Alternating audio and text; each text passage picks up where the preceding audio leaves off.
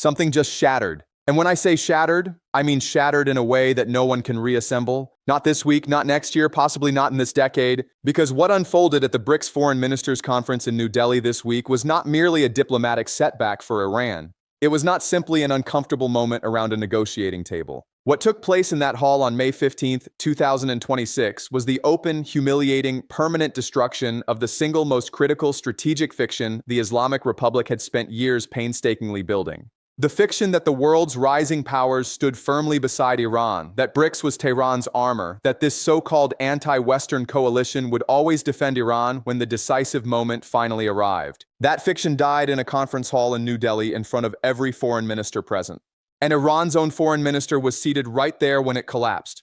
Let that settle for a moment. BRICS, the bloc Iran entered with massive celebration, the coalition that was meant to represent the alternative global order, the grouping of nations supposed to demonstrate that America and its allies could not corner Tehran, could not even produce a shared statement. Not a forceful one, not a diplomatic one, not even one of those carefully worded, deliberately vague, say-nothing declarations that international bodies are normally so extraordinarily skilled at manufacturing. Nothing. Zero. The two-day BRICS Foreign Ministers Summit concluded on May 15th in total gridlock, forcing India as the hosting nation and 2026 chair to release nothing beyond what was diplomatically described as a chair's summary and outcome record. And this document, this hollow piece of paper representing all the most powerful emerging market alliance on Earth could manage to produce, openly acknowledged in writing for the entire world to read that there were divergent views among certain members regarding the situation in the West Asia and Middle East region. Divergent views. That is the diplomatic shorthand for we have members actively in conflict with one another and we cannot reach any agreement. That has never occurred before in BRICS history. Not a single time. And Iran is the reason it happened. Iran caused this to itself and is now watching the alliance it believed was its safety net quietly fold that net and return it. To grasp just how devastating this is for the Islamic Republic, you must understand what BRICS was supposed to represent for Iran. When Iran formally entered the bloc alongside the UAE, Egypt, Ethiopia, and Saudi Arabia in the landmark expansion that elevated the grouping to 10 full members, the Iranian regime celebrated it as a monumental legitimization. State television ran continuous coverage. Officials delivered speeches about a rising multipolar world order supplanting American dominance. The message being broadcast to the Iranian population was deliberate and unmistakable. We are not alone. The world is not arrayed against us. We have powerful allies. Russia stands with us. China stands with us. India stands with us. Brazil, South Africa, Egypt, Ethiopia, all of them stand with us. The West can pile on sanctions, threats, and pressure from every direction. But BRICS exists as proof that another world is out there, one that respects Iran and values its standing. That was the narrative. That was the strategic security blanket the regime wrapped around itself and its citizens. And on May 15th in New Delhi, that blanket was torn away in full view of everyone. Because here is what actually transpired inside that summit hall. Iran's foreign minister Araghchi arrived in New Delhi expecting, reasonably enough given what BRICS was supposed to embody, that he would depart with a unanimous declaration from all 10 member nations condemning the American and Israeli strikes on Iran. He pushed for language explicitly recognizing that the United States and Israel had initiated the hostilities and had carried out what he characterized as unlawful aggression against Tehran. He stood at the podium and told his fellow foreign ministers that BRICS can and must become one of the central pillars in constructing a more just, balanced, and humane global framework. He urged members to take tangible steps to halt the drumbeat of war. He appealed to the room. He made his argument.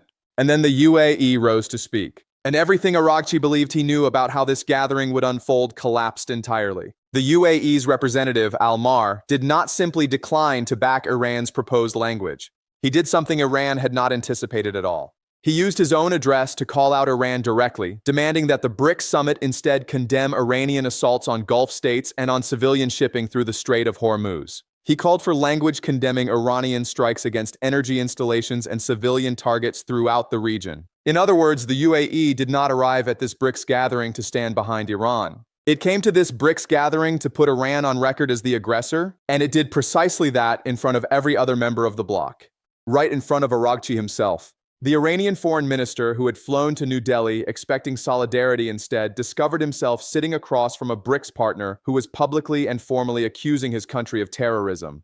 The room went still. And then India, desperately attempting to hold the proceedings together from its position as chair, acknowledged what could no longer be denied. There would be no joint declaration. India's Foreign Minister Subrahmanyam Jaishankar, threading the needle between his country's commercial interests, its diplomatic relationships, and its stated neutrality in the conflict, called for safe and unimpeded maritime passage through international waterways, including the Strait of Hormuz. He pointedly reminded members that it is essential for the smooth functioning of BRICS that newer members fully appreciate and subscribe to the BRICS consensus on various critical matters. Translation: the newer members, by which everyone present understood he meant Iran, were the ones fracturing the consensus. Iran was the disruption. Iran was the reason BRICS had failed to speak in a unified voice. Now listen carefully to how Araghchi responded afterward in his press remarks, because this is where the panic truly begins to surface. He told reporters, without ever identifying the UAE by name but making it entirely obvious who he meant, that the final statement had been blocked by a member state which maintains its own particular relationship with Israel. He said, and I want you to absorb this carefully, we have no grievance with that certain country. They have not been our target in the current war. We only struck American military installations and American military bases, which unfortunately sit on their soil. So Iran's foreign minister was standing in front of cameras after the most severe diplomatic humiliation his country has endured in the BRICS context and attempting to persuade the world that Iran never targeted the UAE, that the missiles and drones which have repeatedly struck UAE territory since the war began were aimed only at American military bases that happen to be positioned inside the UAE, that it is not Iran's fault that the UAE chose to host American military infrastructure, and that Iranian projectiles ended up hitting UAE soil as a result. That is the explanation. That is the justification Iran's top diplomat offered the world. We only struck American military bases. The fact that those bases sit on UAE soil is a UAE problem, not ours. And then, in what may be the single most astonishing closing line of his press conference, Araghchi looked directly at the cameras and told the UAE, Israelis cannot protect them. Americans cannot protect them. That was demonstrated during this war. If they follow the path of wisdom, they will find Iran to be a good neighbor. He was threatening the UAE at a BRICS press conference, immediately after the UAE had just blocked Iran's resolution at a BRICS summit. He was delivering what any reasonable observer would call a warning. Stop opposing us, or remember that your American guardians cannot save you. This is the foreign minister of a country that is currently on the losing side of a war, whose economy is projected to shrink by 6% this year, whose oil storage is 85% full and running out of capacity, whose blockaded tankers sit idle in the Gulf of Oman. And he is issuing threats to one of his own BRICS partners at a press conference. The psychology of a trapped regime is not difficult to read. But what Araghchi's bravado cannot alter is the reality of what India did the moment that summit ended. Because on the day the BRICS gathering concluded in deadlock, Indian Prime Minister Narendra Modi flew directly to Abu Dhabi. Not to Tehran, not to Moscow, not to Beijing.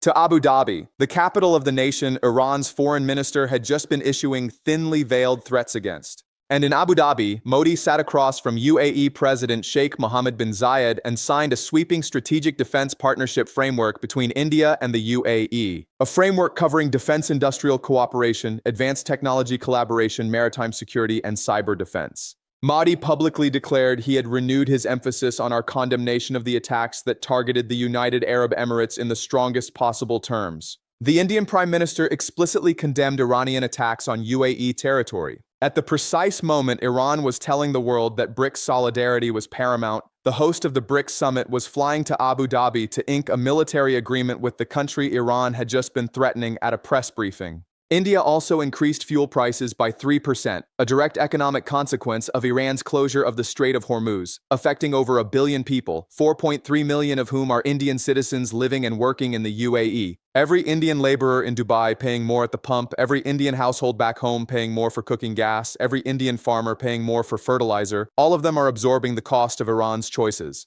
And India's government understands that. And India's government acted accordingly. And then, as if the universe needed to pile on further, 12 Arab and Islamic nations gathered in Riyadh and issued a collective statement condemning Iran's attacks as heinous. The foreign ministers of Qatar, Azerbaijan, Bahrain, Egypt, Jordan, Kuwait, Lebanon, Pakistan, Saudi Arabia, Syria, Turkey, and the United Arab Emirates stood together and accused Iran of deliberately targeting residential neighborhoods, petroleum infrastructure, airports, and diplomatic facilities across the region. Pakistan, which had been quietly attempting to serve as mediator between Washington and Tehran, which had been positioning itself as a neutral diplomatic voice, Pakistan signed a statement calling Iranian attacks heinous. Egypt signed it.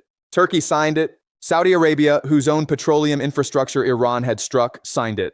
This was not a declaration organized by the United States or Israel. This was Iran's own neighbors, Iran's fellow Muslim-majority nations, Iran's regional partners, 12 of them, unanimously informing the world that what Iran has been doing in this war constitutes terrorism.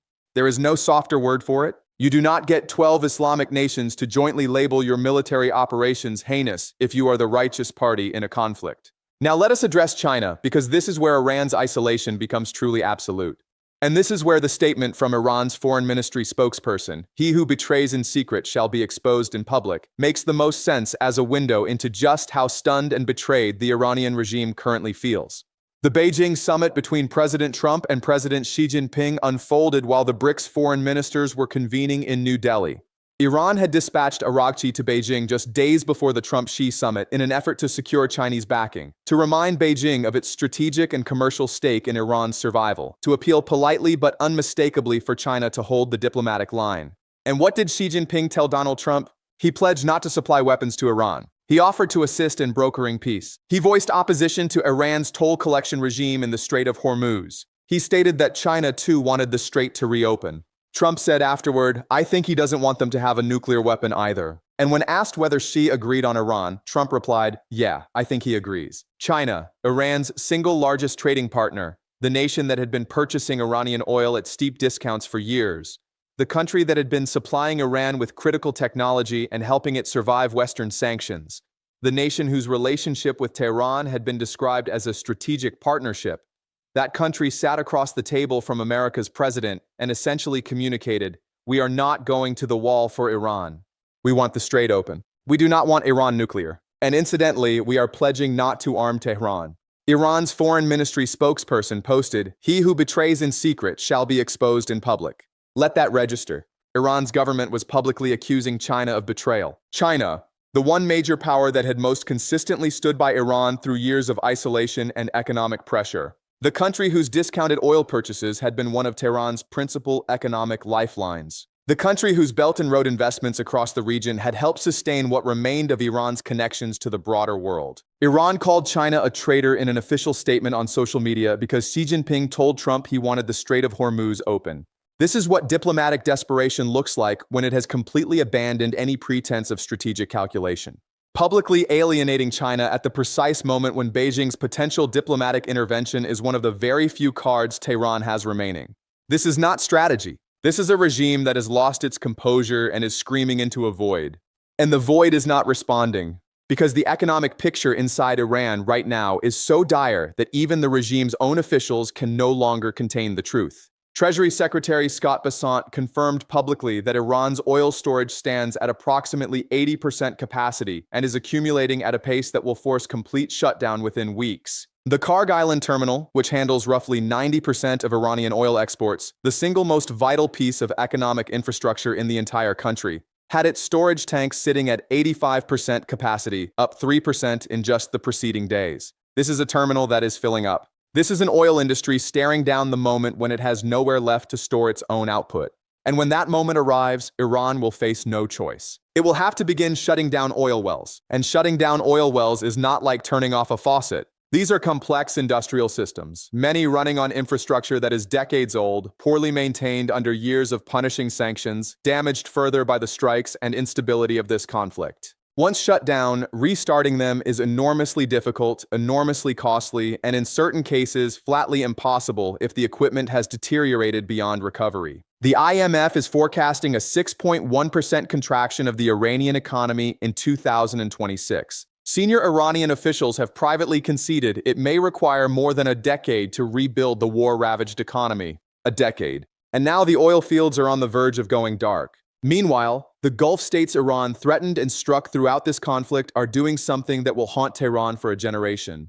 They are engineering their way out of dependence on the Strait of Hormuz entirely. The UAE, which already operates one oil pipeline traversing the country to a port on the far side of the strait, is constructing a second. When both are running, the UAE will be capable of exporting roughly 70% of its pre-war oil volume without routing a single barrel through Iranian-controlled waters. Saudi Arabia is already utilizing its cross-country pipeline to move oil to the Red Sea, bypassing the strait completely. Iraq is in discussions with Turkey to build a multi-nation pipeline that would carry Araghchi crude overland through multiple countries all the way to European markets. No strait required. Qatar, which was already developing new LNG infrastructure, is accelerating those projects. Nation by nation, one pipeline and terminal at a time, the Persian Gulf is constructing the infrastructure to render Iran's single most powerful strategic instrument, its capacity to threaten the Strait of Hormuz, progressively less meaningful. This will not happen overnight.